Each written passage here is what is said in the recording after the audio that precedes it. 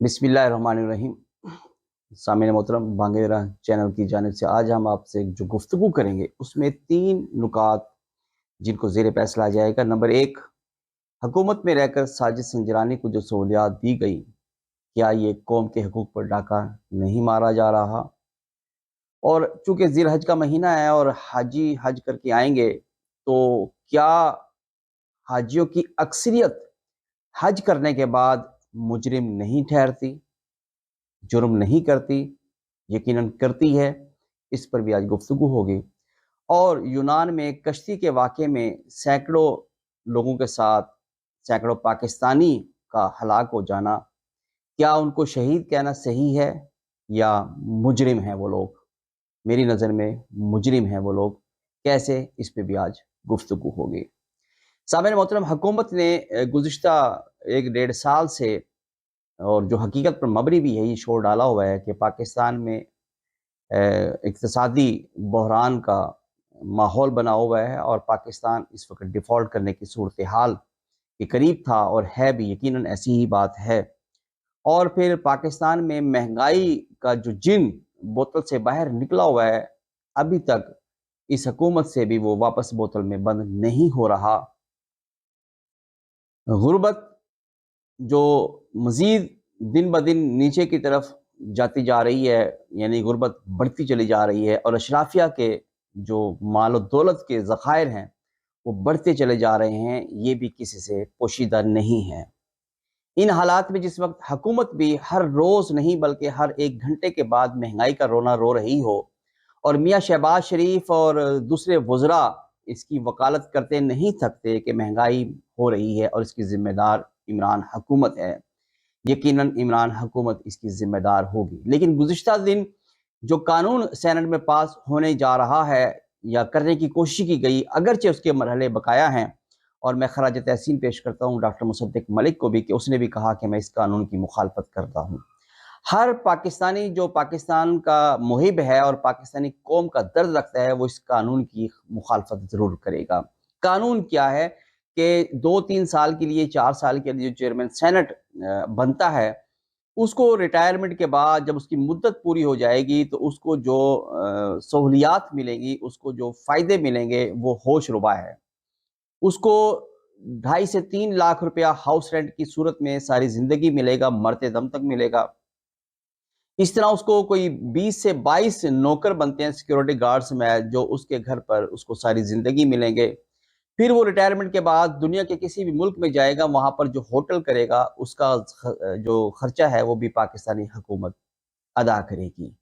مجھے پہلی بات تو ذاتی طور پر بھی میں نجی سطح پر دوست میرے اس نظریے سے واقف ہیں کہ میں حکومت پاکستان کے زیر اثر کام کرنے والے تمام تر سرکاری ملازمین کو ریٹائرمنٹ کے بعد پینشن ملنے کے خلاف ہوں۔ ہاں، ریٹائرمنٹ کے بعد جو ان کو ایک لم سم اماؤنٹ دی جاتی ہے، وہ میں اس نظریے کی حد تک حمایت میں ہوں کہ اگر وہ ریٹائرمنٹ کے بعد کوئی کاروبار کرنا چاہے تو اس کو یہ پیسے فائدے دیتے ہیں جو اس کو گریجویٹی کی صورت میں، پروویڈنٹ فنڈ کی صورت میں اکٹھا ہویا ہوا اس کو ملتا ہے، تو ریٹائرمنٹ کے بعد وہ اسے کوئی اچھا سا بزنس کر لے۔ لیکن ساری عمر اس کو پینشن دینے کے میں قطعاً اس کے حق میں نہیں ہوں۔ وہ خواہ تعلق پاکستان افواج سے ہو، عدلیہ سے ہو، یا سول سروینٹ سے ہو، کسی کو بھی ریٹائرمنٹ کے بعد پینشن ملنے کے میں حق میں نہیں ہوں۔ اور یہ گزشتہ روز جو سینٹ میں قانون پاس کرنے کی جسارت کی گئی، اس کی میں بھرپور مذمت کرتا ہوں، اور قوم سے بھی درخواست کرتا ہوں کہ اس کے خلاف آواز اٹھائیں، اور یہ قانون قطعاً طور پر بند ہونا چاہیے۔ دوسرا اہم جو ہمارے ہاں 3-4 روز سے ایک سانحہ پر تبصرہ کیا جا رہا ہے، کوئی میڈیا اس پر آواز اٹھائے بغیر نہیں ہے، وہ ہے یونان اور اٹلی میں جانے والے پاکستانی۔ میں باقی ملکوں کے لوگوں کی بات نہیں کرتا، لیکن میں پاکستان کے لوگوں کی یہاں پر بات کروں گا۔ اس کو یہاں پر 2-3 دن سے جب سے یہ واقعہ ہوا ہے، وہاں پر حادثے کا شکار ہونے والے لوگوں کو شہید شہید شہید کہا جا رہا ہے۔ میں قطعاً اس حق میں نہیں ہوں کہ وہ شہید ہیں۔ وجہ کیا ہے کہ وہ جہاں پر جا رہے تھے وہ کسی قانونی طریقے سے نہیں جا رہے تھے، وہ ایک غیر قانونی طریقے سے جا رہے تھے۔ اگرچہ دین اسلام میں شہادت یہ بھی ہے کہ اگر کوئی شخص گرتی ہوئی دیوار کے نیچے آ جائے اور وہ فوت ہو جائے تو وہ شہادت کا درجہ رکھتی ہے، لیکن ایسا کبھی دین اسلام نے نہیں کہا کہ کوئی شخص ڈاکے کی نیت سے جا رہا ہو، چوری کرنے کی نیت سے جا رہا ہو یا کسی کو قتل کرنے کی نیت سے جا رہا ہے اور وہ مر جائے، قتل ہو جائے تو وہ شہید ہو۔ ایسا ہرگز نہیں ہوتا۔ پاکستان سے جانے والے یہ لوگ یقیناً طور پر غیر قانونی طور پر دوسرے ملک جا رہے تھے اور غیر قانونی ذرائع سے پیسے دے کر حکومت پاکستان کے قوانین کی خلاف ورزی کرتے ہوئے یہ پاکستان سے جا رہے تھے۔ ان کا سانحہ یقیناً ایک افسوسناک ہے، لیکن افسوسناک اس نقطہ نظر سے ہے، اس نقطہ نظر سے نہیں ہے کہ وہ شہید فوت ہو گئے ہیں یا ہلاک ہو گئے ہوئے ہیں، جاں بحق ہو گئے ہوئے ہیں، بلکہ اس نیت سے قابل افسوس ہے کہ پاکستانی قوم بھی اتنی لالچی قوم ہے، باوجود مسلمان ہونے کے اتنی لالچی قوم ہے کہ وہ 22 23 25 لاکھ روپے دے کر غیر ملکوں میں جا کر غیر مسلموں کی غلامی کرنے کے لیے تیار ہے، لیکن اسی 22 25 30 35 لاکھ روپے سے پاکستان میں کوئی کاروبار کرنے کے لیے تیار نہیں ہے۔ حالانکہ اس مہنگائی کے دور میں اتنے مشکل حالات کے باوجود بھی اگر کسی شخص کے پاس 25-30 لاکھ روپے ہوں تو وہ پاکستان میں ایک باعزت کاروبار کر سکتا ہے، لیکن چونکہ اسے یورو، ڈالرز، پاؤنڈ سے پیار ہے، انہیں غیر ملکیوں کی غلامی سے پیار ہے، اس لیے وہ پاکستان میں رہنا پسند ہی نہیں کرتے۔ میری اگرچہ ایک ویڈیو مستقل اس طور پر ہے کہ ہم نے پاکستان کی آزادی حاصل کی تھی غیروں کی غلامی سے نجات پانے کے لیے، لیکن آج پاکستان کا ہر شخص پاکستان چھوڑ کر یورپ میں جانا پسند کرتا ہے، تو پھر ہم نے پاکستان کی آزادی کیوں حاصل کی تھی؟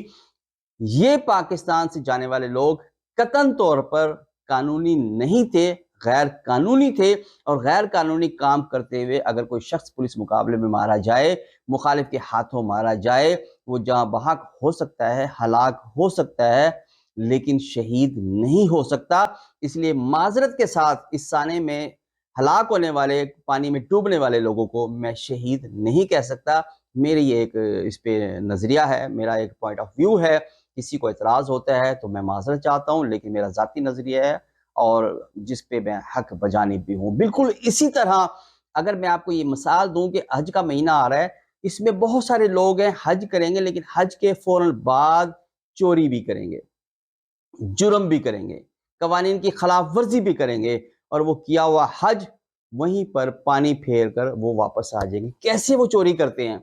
حج کیا، قانون نے مطلب کہا ہے کہ جب آپ لوگ واپس آئیں گے تو اتنا سامان لا سکتے ہیں، اس سے زیادہ نہیں لا سکتے، لیکن وہ لوگ اس سے زیادہ سامان لانے کی کوشش کرتے ہیں۔ مثال کے طور پہ ایک چھوٹی سی میں مثال دوں کہ حاجیوں کو یہ الاؤ ہے کہ آپ صرف 5 لیٹر کی ایک بوتل جو ایئرپورٹ پہ ملتی ہے آب زمزم کی، صرف وہی آپ لا سکتے ہیں، اس کے علاوہ آپ پانی نہیں لا سکتے۔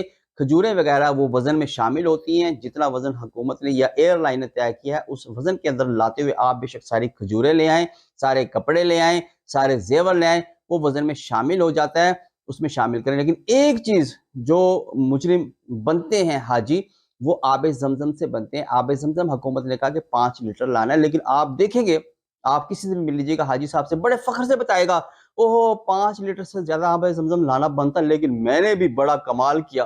کیا کمال کیا بھائی جان؟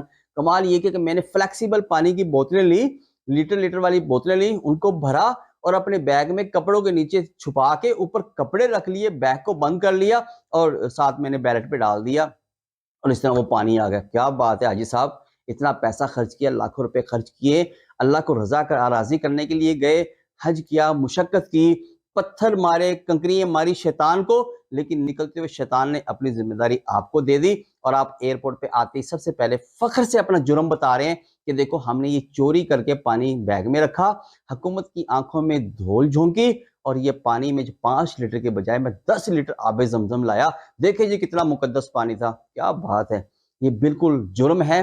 جس طرح یہ جرم ہے، اس کو آپ حاجی صاحب کے اس کام کی آپ تعریف نہیں کر سکتے۔ بدقسمتی سے جو آب زمزم لینے کے لیے، کھجور لینے کے لیے حاجی صاحب کے پاس گئے ہوتے ہیں، وہ بھی اس کی ہاں میں ہاں ملاتے ہیں، واہ جی واہ کیا بات ہے، آپ نے تو شیخ صاحب کمال کر دیا، ملک صاحب کمال کر دیا، چودھری صاحب کمال کر دیا، آپ تو اکٹھا 20 لیٹر آب زمزم میں لے آئے، جبکہ اجازت تو 5 لیٹر کی تھی۔ کیا یہ جرم نہیں ہے؟ یہ بھی جرم ہے، غیر قانونی طور پر پاکستان سے نکل کر جانا، سرحدوں کی خلاف ورزی کر کے جانا، حکومت کی آنکھوں میں دھول جھونک کر جانا، کسی کو رشوت دے کر بیرون ملک جانا، یہ سب جرم ہے۔ اور جرم کرنے والا مجرم ہوتا ہے اور مجرم شہید نہیں ہوتا۔ اللہ تعالیٰ مجھے اور آپ سب کو عقل شعور عطا فرمائے، سب کو سمجھنے کی توفیق عطا فرمائے، اور سب کو حکومت پاکستان کے قوانین کی پاسداری کرنے کی توفیق عطا فرمائے۔ آپ حضرات سے میری درخواست کہ میرے اس چینل کو لائک کریں، سبسکرائب کریں اور بیل کے آئیکن کو پریس کریں تاکہ میرے آنے والے ہر ویڈیو آپ حضرات تک بروقت پہنچ سکے۔ اجازت دیجیے، ملتے ہیں انشاءاللہ جلد ہی کسی نئے موضوع کے ساتھ۔ اللہ حافظ۔